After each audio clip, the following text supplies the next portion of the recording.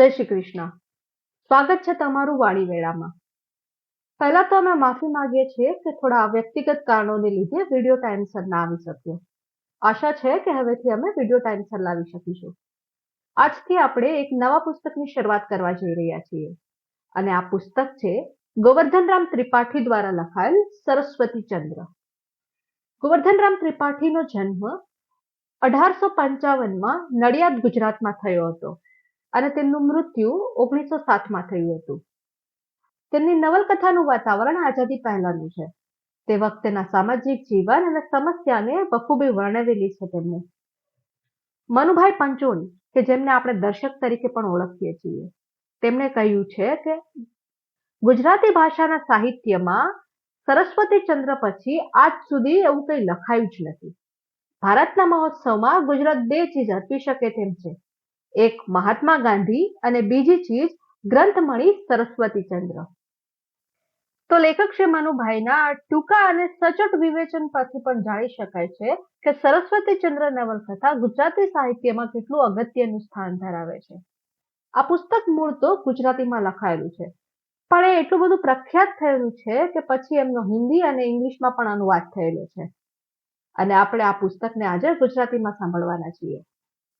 સરસ્વતી ચંદ્ર નવલકથા 4 ભાગમાં વહેંચાયેલી છે અને આજે આપણે તેના પ્રથમ ભાગથી શરૂઆત કરવા જઈ રહ્યા છીએ. વધુ સમય ન લેતા આવો શરૂઆત કરીએ કથાની. સરસ્વતી ચંદ્ર ભાગ 1. સુવર્ણપુરનો અતિથિ. સુવર્ણપુર પશ્ચિમ સાગરની સાથે ભદ્રા નદી સંગમ પામે છે ત્યાં આગળ આવેલું છે.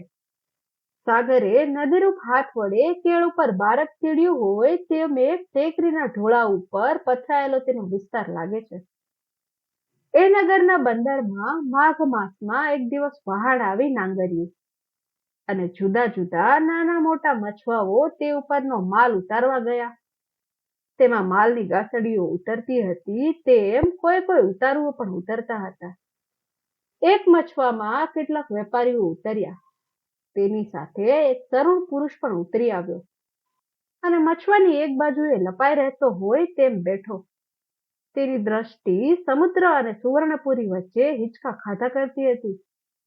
જાણે કે સમુદ્રના તરંગથી મછવો આમ તેમ ખેંચાતો હોય તેના પ્રત્યાઘાત થતો હોય, અથવા તો એક બાળકની પેઠે તેની આંખને મછવાના ચાળા પાડવાનું મન થતું હોય. તે પુરુષનું વય 23-24 વર્ષનું દેખાતું હતું. તેના વસ્ત્ર પર ઉજાસ ન હતો. મોં કરમાયેલું હતું.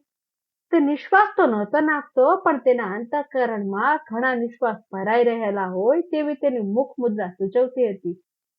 પરંતુ તેની કાંતિમાં કંઈક લાવણ્ય હતું અને તેના મુખ ઉપર કોમળતા હતી. આ સર્વેથી આસપાસના આનંદમાં ગરકાવ થઈ ગયેલા પણ ગ્રામ્ય અને કઠોર કાંતિવાળા વેપારીઓમાં આ તરુણ સર્વ રીતે ભાત પાડતો હતો. હોડી કિનારે આવી અને સૌ લોકો ચપોચપ ગાસડા અને પોટલા લઈને ઉતર્યા. તેની સાથે એ પણ ઉદાસ અને મંદ વૃત્તિથી ઉતર્યો. થોડી વાર તે કિનારે દાઢી ઉપર હાથ દઈને ઉભો રહ્યો અને આખરે એક દિશામાં ચાલ્યો. લોકો નગર ભણી વળતા હતા, પણ એ બીજી દિશાએ ચાલ્યો અને થોડીક વારમાં એક ઝાડપાનવાળા મેદાન વચ્ચે એક મોટા બાંધેલા રસ્તા ઉપર સૌ લોકોથી જુદો તથા એકલો પડી એક મોટા પુલ ઉપર એકલ એન્જિન સંભાળથી ધીમે શ્વાસે ચાલતું હોય તેમ જવા લાગ્યો. સામાનમાં તેની પાસે એક નાની સરખી પોટલી હતી. આકાશ, પૃથ્વી આગળ અને પાછળ વારા પરથી જોતો જોતો તે સ્થિર પગલે ચાલતો હતો. પ્રભાતકાળનો બાળ સૂર્ય તેના આછા કપડાવાળા શરીરને ઠીક લાગતો હતો. તથાપી કોઈ કોઈ વખત પવનને લીધે તેને હાથનો સ્વસ્તિક રચવો પડતો હતો. હાથનો સ્વસ્તિક રચવો એટલે કે અદપ વાળવી. આપણે જ્યારે ઠંડી લાગે ત્યારે અદપ વાળી જઈએ છીએ, બસ તે જ. તો પણ ચાલવાના પરિશ્રમને લીધે તેમજ તડકાને લીધે તેના વિશાળ કપાળ ઉપર પરસેવાના ટીપાના ઝાડ વાજ્યા હતા. તાપથી તેનું કમળ જેવું મુખ તથા ગાલ રાતાચોળ થઈ ગયા હતા. આખરે એક મહાલયનું દેવાલય આવ્યું. તેના દ્વારમાં ચારે પાસ જોતો જોતો તે બેઠ્યો. આ દેવાલય રાજેશ્વર મહાદેવનું હતું. તે સુવર્ણપુરીના અમાત્ય એટલે કે કાઉન્સિલર બુદ્ધિધનના પૂર્વજોનું બંધાવેલું હતું. દેવાલયની આસપાસ ફરતો ફરસબંધી ચોક હતો. તેની આસપાસ છાપરાવાળી ઓસરી હતી. ઓસરીની આસપાસ કાચા પથ્થરની પણ ઘણી જૂની છપાયેલી ભીત હતી. આ ઓસરીમાંથી પછીતમાં એક બારી પડતી હતી અને તે બારી પાછળ એક વાડો હતો, જેમાં મહાદેવને ઉપયોગમાં આવે એવા ફળ ફૂલના છોડ તથા બિલ્લીનું એક વૃક્ષ હતું.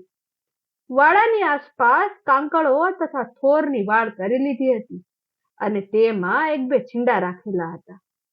ઓસરીની બહાર બે બાજુએ મોટા ઓટલા બાંધી દીધેલા હતા અને જમણી બાજુએ એક નાનું સરખું આરાવાળું તળાવ હતું, જેનું નામ રાજ સરોવર રાખેલું હતું. દેવાલયની સામી બાજુએ એક કૂવો પણ હતો. ઉત્સવને દિવસે ભીડ વેળા ઉપર ઉભા રહી મહાદેવનું દર્શન થાય એટલું ઊંચું તેનું થાળું હતું. શિવાલયનું દ્વાર પણ જમીનમાં પ્રમાણથી ઊંચું હતું, પણ ઉમરા ઉપરથી તેનું ઉચ્ચાણ જાણી જોઈને ઓછું રાખવામાં આવેલું. તે એવા વિચારથી કે જાણે અજાણીએ પણ મંદિરમાં જનારને નીચા નમીને દેવને નમસ્કાર કરવા જ પડે. ઓસરી બધેથી લીપેલી હતી, પણ વટે માર્ગોને ધર્મશાળાના ઉપયોગમાં આવતી, તેથી ઘણે ઠેકાણેથી લીપણ ઉખડી ગયેલું. તેના ઉપર થીગડા દીધા હતા.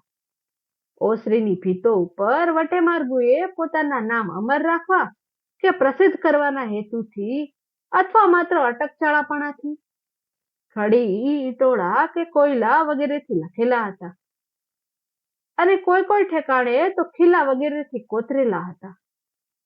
આ આલેખોમાં ગામડિયા કવિતા, શુદ્ધ શ્લોક, કહેવતો, અશ્લીલ ગાળો, ધર્મશાળાના ધણીને આશીર્વાદો, સૂચનાઓ, ધમકીઓ, કંઈક બનવાની તિથિ, દેવ વગેરેના સારા નરસા ચિત્રો ઇત્યાદિ ડગલે ડગલે જોવામાં આવતા.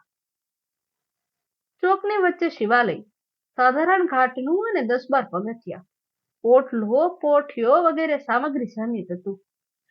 ગર્ભદ્વારમાં દ્રષ્ટિ ફેરવી પગથિયા ઉપર ચડી બહારના ઘુમ્મટમાં લટકાવેલું ઘંટ વગાડી દેવને નમસ્કાર કર્યા જેવું કરીને ગર્ભદ્વારના ઉમરા ઉપર બેઠો અને પોટલી મોં આગળ મૂકી. પણ અંદર પૂજારી પાઠ ભણીને રુદ્રી કરતો હતો. તેણે તેના સામું જોઈને હાન કરી એટલે તે તરત ઉમરા બહાર બેઠો. પૂજારી 30-35 વર્ષની વયનો એક તપોધન હતો. તેની હજામત વધી ગયેલી અને બેભાન તથા જડ માણસ જેવો દેખાતો હતો, પણ અમાત્યના ઘરનો સહવાસી હોવાથી તથા તેના ચાકરોના અનુકરણની લઢણ પડવાથી જરી સભ્યતા શીખ્યો હતો.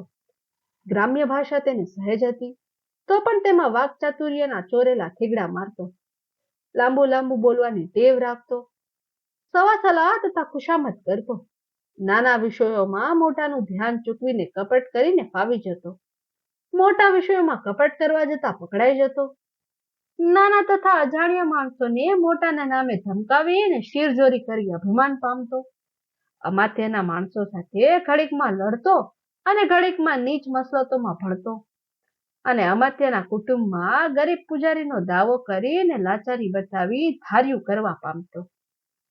આવો છતાં તેને ભોળો અને બેવકૂફ ગણી અમાત્ય તેનો નિભાવ કરતો. નવા તરુણને આવતો જોઈને પૂજારી મૂર્ખ દત્તે રુદ્રીનો ઢોંગ વધાર્યો. જળધારીમાં અભિષેકથી રેલ આડી, બાળ ઉપર ફૂલ બિલ્લીનો ઢગ કર્યો અને સ્તવન કરતા અશુદ્ધ ગર્જના કરવા લાગ્યો. આ મંદિર નગરથી દૂર હોવાને લીધે તેમાં કોઈ આવતું નહીં, પણ શિવરાત્રી પાસે હોવાથી રાજમંડળ, અમાત્ય કુટુંબ તથા નગર લોકો આવવાના એ વિચારનો નવો ખેપ મૂર્ખદત્તને ચડ્યો હતો. તેમાં શ્રી ગણેશાય નમઃ આ તરુણને જોઈને ભાંગ પીધેલા ને દીવો જોતા અસર થાય તેમ મૂર્ખદત્તને થયું. થોડી વાર તો તરુણ પુરુષ સર્વે એકી ટકે જોઈ રહ્યો, પણ પૂજારીની પૂજાના મહાત્મયને વિકાસ પામતો જોઈને તેને કંઈક હસવું આવ્યું અને મૂર્ખદત્તે એમ ધાર્યું કે મારી મહાપૂજાના આડંબરની યોગ્ય અસર થઈ. આમ ધારી તે મનમાં પ્રસન્ન થયો અને પૂજા થઈ રહેવા આવી એટલે મોટા ડોળ તથા આડંબરથી ખોખારી વચ્ચે પ્રશ્ન પરંપરા કરવા લાગ્યો. તમે બહુ શ્રદ્ધાળુ દેખાવ છો. તમારું નામ શું? તો તમે કેણી પાથી આવ્યા? કઈ ધંધા નોકરીનો વિચાર છે? અત્યારે ક્યાંથી? તમે આ ગામમાં નવા આવ્યા જણાવશો. હું આ મહાદેવનો વંશ પરંપરાનો પૂજારી છું. મારું નામ મૂર્ખદત્ત. અંતે ઉઠીને મહાદેવનું નમન તથા બિલીપત્ર તરુણ આગળ ધર્યા. મહાદેવના પ્રસાદીથી આંખના પોપચા પવિત્ર કરીને તરુણ બોલ્યો, મારું નામ નવીનચંદ્ર છે. હું બ્રાહ્મણ છું. અત્યારે જ બંદર ઉપરથી ઉતરીને ચાલ્યો આવું છું. આ ધર્મશાળામાં થોડાક દિવસ ઉતારો રાખો છે, તેમાં તમારી જરૂર પડશે. મારી રસોઈ તમારા ભેગી કરી નાખશો તો મને બાધા નથી. બાધા નથી સાંભળીને મૂર્ખદત્ત આશ્ચર્યમાં પડ્યો. એટલામાં નવીનચંદ્રે ઉમરામાં એક રૂપિયો નાખ્યો. પથ્થર ઉપર રૂપિયાના શબ્દે તપોધનનું મન વશ કર્યું અને આશ્ચર્યને અપૃષ્ઠામાં લીન કર્યું. આનંદ સ્વપ્નમાં મગ્ન થતો થતો પૂજારી લક્ષ્મી દેવીનો સત્કાર કરી ઉઠ્યો અને આગળ એ અને પાછળ નવીનચંદ્ર એમ બે જણ ચાલ્યા. જતા જતા મૂર્ખદત્તે વાઘધારા છોડી. ભાઈ નવીનચંદ્ર, તમારું નામ અટપટું છે. હું તમને ચંદ્રભાઈ કઈ બોલાવીશ અને તમે પણ બધાની જેમ મને દત્ત કહીને બોલાવજો. ચંદ્રભાઈ, હાલો, આ ઓસરીમાં મારી ઓરડી છે, ત્યાં રસોઈ થશે. તમારી પાસે જો કોઈ જોખમ હોય તો અમારા પટારામાં મૂકજો અને કૂચી ગમે તો તમારી પાસે રાખજો. આ પાછળ વાડો છે અને જોડે તળાવ છે. તળાવમાં નાહીને વાડીમાં બેસીને બે છાંટા નાખવા હોય તો નાખી દો. જમવાનો વખત થશે તો હું તમને બોલાવીશ. ધુમાડામાં બેહવાનું તમને નહીં ગમે અને ઓસરી કરતા વાડામાં વધારે મજા આવશે. ભળી કાલ શિવરાત્રી છે એટલે મહાપૂજાની ગોઠવણ કરવા અમાત્યના ઘરના બધા આવવાના છે. એ વખતે પણ જો તમે વાડામાં હોય તો તેમની મરજા સચવાય. હાલો, આ મારી ઓરડી. હવે કથામાં આગળ શું થયું તે જાણવા માટે તમારે આગળનો એપિસોડ જોવો પડશે. અને જ્યાં સુધી અમે આગળનો એપિસોડ ના લઈને આવીએ ત્યાં સુધી તમે વાણી વેળા પર બીજી વાર્તાઓ પણ સાંભળી શકો છો. તો ફરી મળીશું આવતા એપિસોડમાં. ત્યાં સુધી બધાને જય શ્રી કૃષ્ણ.